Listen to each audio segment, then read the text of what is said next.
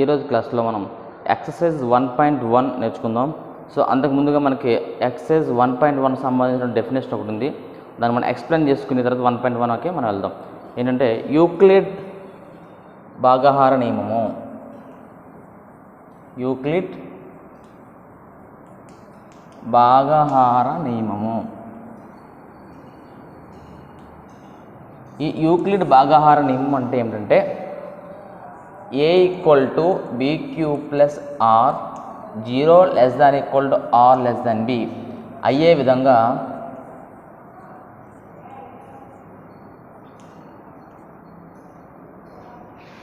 a = bq + r, 0 r b అయ్యే విధంగా a,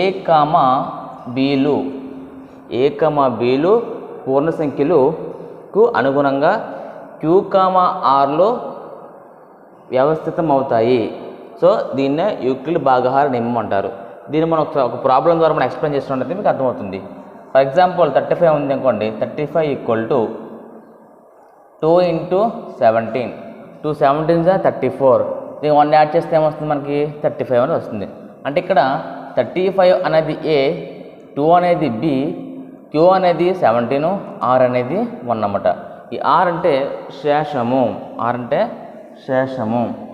ఇప్పుడు 35 మళ్ళీ ఇంకో విధంగా రాసుకోవచ్చు. 35 = 3 × 11 + 2. 35 = 3 × 11 + 2. 3 11s 33 + 2 35 అవుతుంది. సో ఇక్కడ a అనేది 35, b అనేది 3, q అనేది 11, రిమైండర్ అంటే శేషము 2. 35 ఇంకో విధంగా రాసుకోవచ్చు. 35 = 4 × 8. 4 8s 32 + 3. 32 + 3. ఇంకో విధంగా రాయొచ్చు. 35 = 5 × 7. 5 7s 35 + 0. ఇక్కడ శేషం అనేది 0 అవుతుందన్నమాట. సో ప్రతి సంఖ్యను కూడా మనం ఈ యూక్లిడ్ భాగాహార నియమం ఆధారంగా మనం a = bq + r అయ్యే విధంగా మనం రాసుకోవచ్చు. ఇదే యూక్లిడ్ భాగాహార నియమము. ఇప్పుడు దీని ఆధారంగా చేసుకుని మనం కొన్ని సమస్యలు చేద్దాము. ఉదాహరణ, 100 మరియు 60ల గాసాబాను యూక్లిడ్ భాగాహార నియమం ఆధారంగా కనుగొనండి. 100 మరియు 60ల గాసాబా. గాసాబా అంటే గరిష్ట సామాన్య భాజకం. ఇక్కడ యూక్లిడ్ భాగాహార నియమం ఆధారంగా కనుగొనమన్నాడు కాబట్టి ఫస్ట్ యూక్లిడ్ భాగాహారం ఏంటో రాసుకుందాం. యూక్లిడ్ భాగాహార నియమం ఏంటి? a = bq + r, 0 ≤ r b. ఇక్కడ a ఎప్పుడు కూడా పెద్ద సంఖ్యను తీసుకోవాలి మనం. అంటే ఇక్కడ a = 100, b = 60 అనమాట. సో 100 = 60 × q వాల్యూ కావాలి. దాని గురించి మనం ఇక్కడ ఏం చేస్తామంటే 60, 100 డివైడ్ చేస్తాం మనం. So 61s 60, remainder 40. 60ని 1తో మల్టిప్లై చేస్తే 60 వస్తుంది. ప్లస్ 40 యాడ్ చేస్తే మనకి ఇక్కడ 100 అనేది వస్తుంది. సో ఈ 60ని 40తో డివైడ్ చేయాలి. సో 41s 40, రిమైండర్ 20 అంటే శేషం 20 వచ్చింది. మళ్ళీ 60 = ఇక్కడ మనం ఏం చేస్తామంటే ఇక్కడ రాస్తాం మనం 40 × 1 + 20. మళ్ళీ 40 ఇక్కడ రాస్తాం. 40 = ఈ 20 తోటి 40ని డివైడ్ చేస్తాం మనం. 22s 40, reminder 0. అంటే మనకి శేషం 0 వచ్చే వరకు మనం ఈ సమస్యను చేసుకుంటూ వెళ్ళాలి అనమాట. 40 = 20 × 2 + 0. సో మనకి 0 ఎప్పుడు వచ్చింది? మనకి 20 × 2 చేసినప్పుడు వచ్చింది. అంటే b ప్లేస్లో ఏముందో అదే ఈ 100 మరియు 60ల యొక్క గాసాబా అవుతుంది. దేర్ఫోర్ 100, 60ల గాసాబా = 20. సో ఈ విధంగా మనం యూక్లిడ్ భాగాహార నియమం ఆధారంగా చేస్తామంట. ఇప్పుడు మనం ఎక్సర్సైజ్ 1.1కి చేద్దాం. ఎక్సర్సైజ్ 1.1లో ఫస్ట్ క్వశ్చన్, యూక్లిడ్ భాగాహార నియమం ప్రకారం క్రింది వాటిని గాసాబాగా కనుగొనండి. First one 900 270. సో యూక్లిడ్ భాగాహార నియమం ఏంటి? యూక్లిడ్ భాగాహార నియమం a = bq + r, 0 ≤ r b.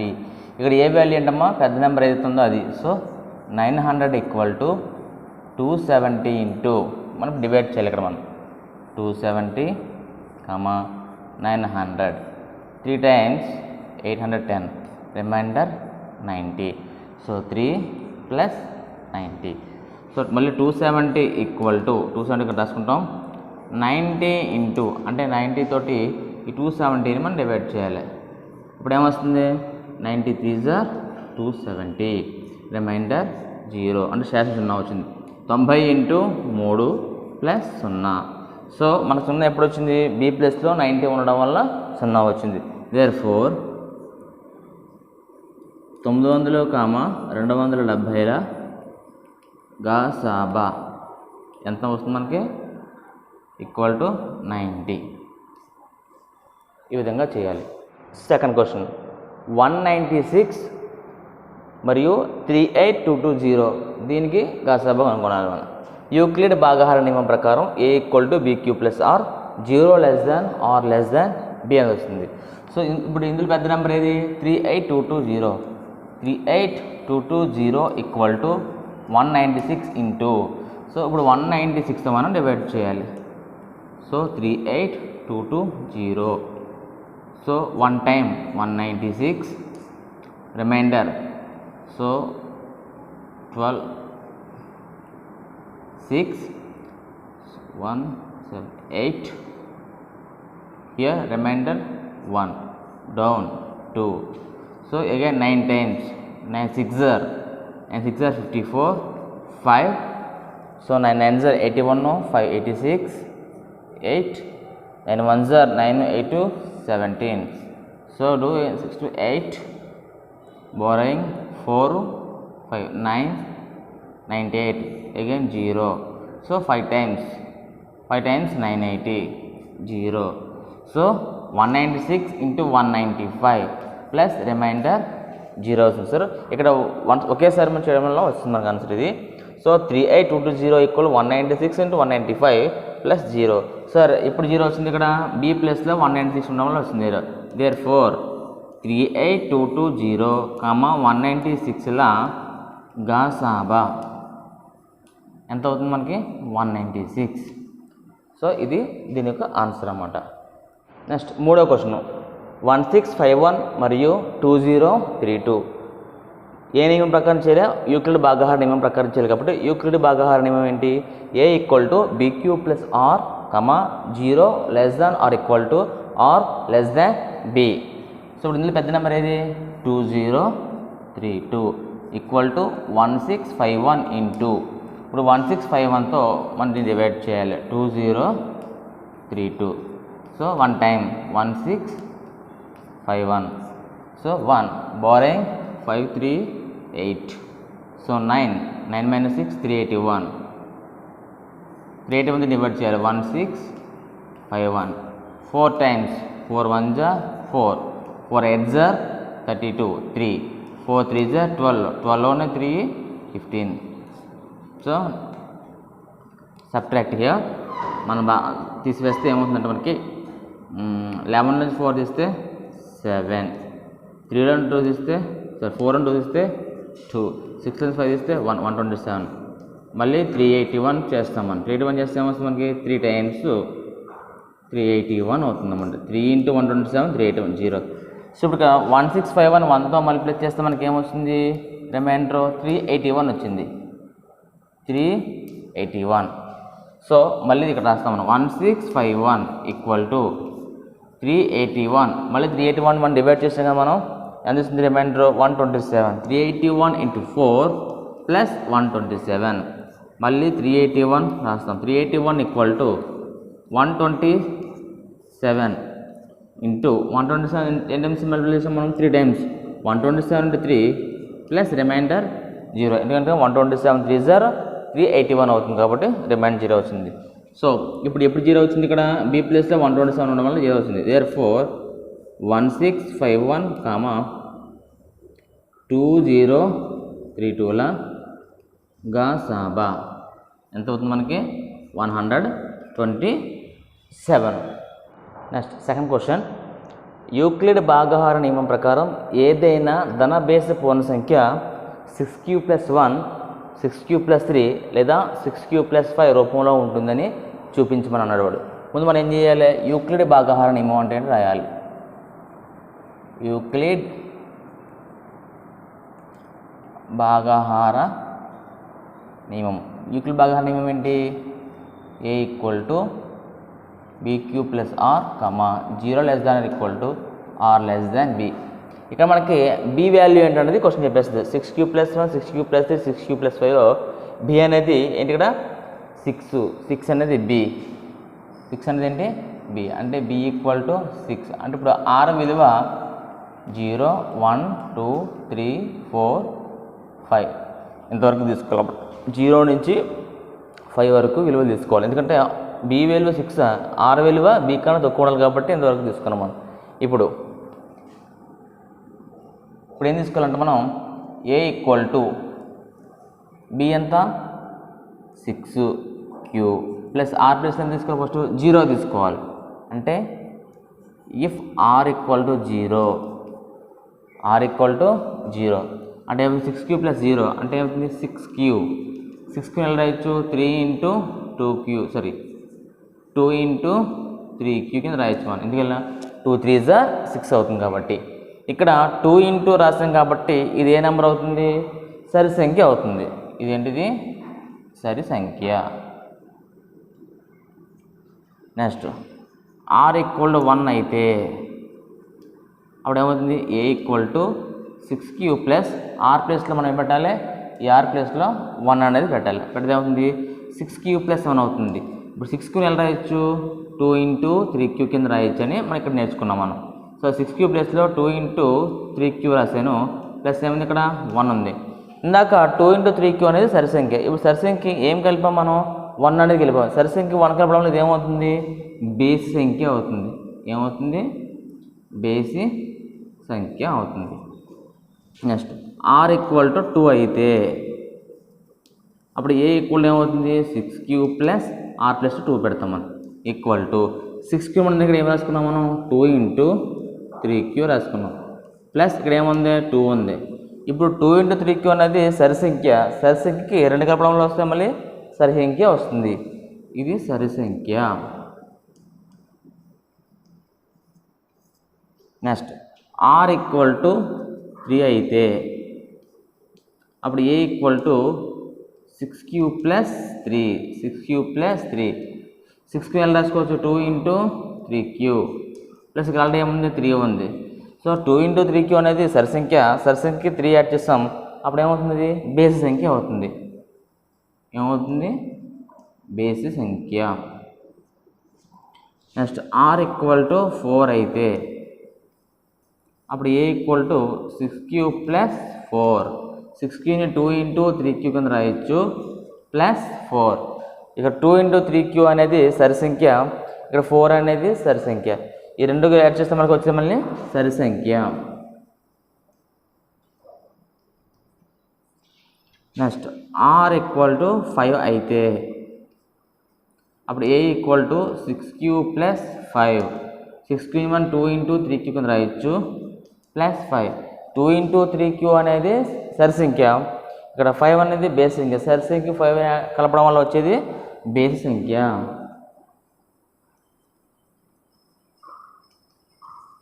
So ఈ మొత్తాన్ని మనం పరిశీలించినట్లయితే బేసి సంఖ్య ఎప్పుడు వచ్చింది? 6q + 1 అన్నప్పుడు బేసి సంఖ్య వచ్చింది. మళ్ళీ 6q + 3 అయినప్పుడు బేసి సంఖ్య వచ్చింది. మళ్ళీ 6q + 5 అయినప్పుడు బేసి సంఖ్య వచ్చింది. అంటే ఏదైనా ధనబేసి పూర్ణ సంఖ్య 6q + 1, 6q + 3 లేదా 6q + 5 రూపంలో ఉంటుందని మనం తెలుసు.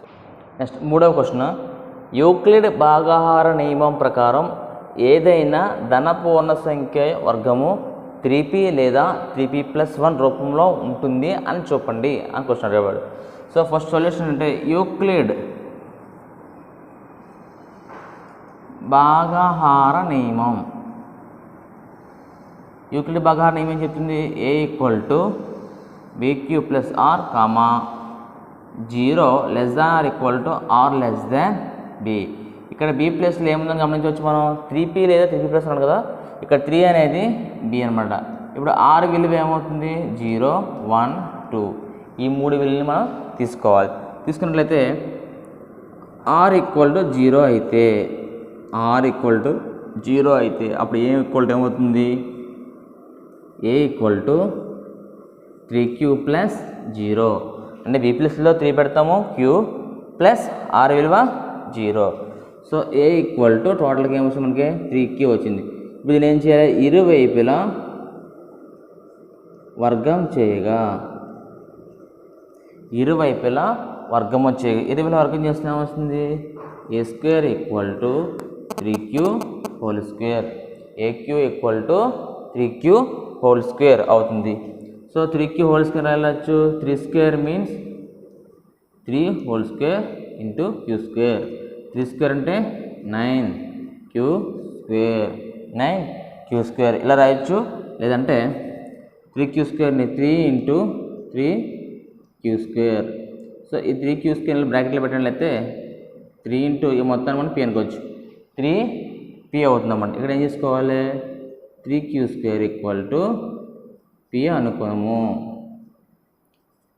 పి అని అనుకోవాలన్నమాట. నెక్స్ట్ ఆర్ ఈక్వల్ టు 1 అయితే ఇప్పుడు ఇక్కడ a equal to b q plus ఆర్లో ఏ ఈక్వల్ టు బి అంటే 3q ప్లస్ ఆర్ ప్లస్లో మనం 1 అనేది పెడతాం అనమాట. ఎందుకంటే 0 అయిపోయింది ఇక్కడ నెక్స్ట్ 1 అనేది తీసుకుంటాం అనమాట. సో ఇప్పుడు నేను ఏం చేయాలి ఇరువైపులా వర్గం చేస్తే వస్తుంది a square equal to 3q plus 1 whole square. ఇప్పుడు ఇది ఎలా ఉందంటే ఏ ప్లస్ బి హోల్ స్క్వేర్లా ఉంది. A plus b whole square formula a square plus 2ab plus b square plus 2ab plus b square. అప్పుడు ఎలా రాయొచ్చు a square equal to 3q whole square plus 2 into 3q into 1 plus 1 square. 3q స్క్వేర్ని ఇక్కడ దాకా ఏం రాస్తాం మనం 3q స్క్వేర్ని చివరికి 3 ఇంటూ 3q స్క్వేర్ కింద రాస్తాం కాబట్టి 3 ఇంటూ 3q స్క్వేర్ ప్లస్ 2 3 0 అన్న 3 2 0 ఒకటి కాబట్టి 3 into 2q into 1 into 1 plus 1. ఎన్నట్లోనే 3 common ఉంది కాబట్టి ఏ స్క్వేర్ ఈక్వల్ టు 3 కామన్ చేస్తున్నాను 3q square plus 2q plus 1. ఈ మొత్తాన్ని మనం పి అనుకున్నట్లయితే 3 into P plus 1 A square equal to 3p plus 1. ఇక్కడ ఏమనుకున్నాం మనం 3q square plus 2q equal to P అని అనుకున్నాం. నెక్స్ట్ ఆర్ ఈక్వల్ టు 2 అయితే ఏమవుతుంది ఏ ఈక్వల్ టు 3q ప్లస్ 2. ఇంతకుముందు ఆర్ ప్లస్లో 1 పెట్టాము ఇప్పుడు మనం 2 అనేది తీసుకుంటాం అనమాట. అప్పుడు ఇరువైపులా వర్గం చేయగా ఏమవుతుంది a square equal to 3q plus 2 whole square. So ఇప్పుడు ఇది కూడా ఎలా ఉంది ఏ ప్లస్ బి హోల్ స్క్వేర్లా ఉంది. So a plus b whole square formula ఏంటి a plus b whole square equal to a square plus 2ab plus b square. So అదే సూత్రాన్ని మనం ఇక్కడ ఉపయోగించినట్లయితే a square equal to 3q whole square plus 2 into 3q into 2 plus 2 square equal to 3q square అంటే 3 into 3q square plus 2 2 4 అవుతుంది 3 into 4q 2 3 6 2 12 3 4 అంటే 12 అవుతుంది plus 2 square అంటే 4 equal to 3 into 3q square plus 3 into 4q plus 4ని 3 plus 1 కింద రాసుకోవచ్చు అన్నమాట 3 plus 1 కింద రాసుకోవచ్చు. ఇప్పుడు ఈ మొత్తం అన్నట్లోనే 3 అనేది కామన్గా ఉంది. సో మనకు నెక్స్ట్ అప్లై చేస్తాం మనం ఏ స్క్వేర్ ఈక్వల్ టు 3 కామన్ చేస్తే మనకి 3q square plus 4q plus 1 ఇదంతా ఒక బ్రాకెట్లో పెడతాం plus 1. So A square equal to ఈ మొత్తాన్ని పి అనుకున్నట్లయితే 3p ప్లస్ 1 అవుతుంది. ఇక్కడ మనం ఏం తీసుకున్నాము 3q square plus 4q plus 1 equal to P అనుకున్నాము పి అని అనుకున్నాం. ఇప్పుడు ఏమైంది స్క్వేర్ ఆఫ్ అంటే ఏదైనా ధనపూర్ణ సంఖ్య వర్గం చేస్తే 3b లేదా 3p+1 రూపంలో ఉంది.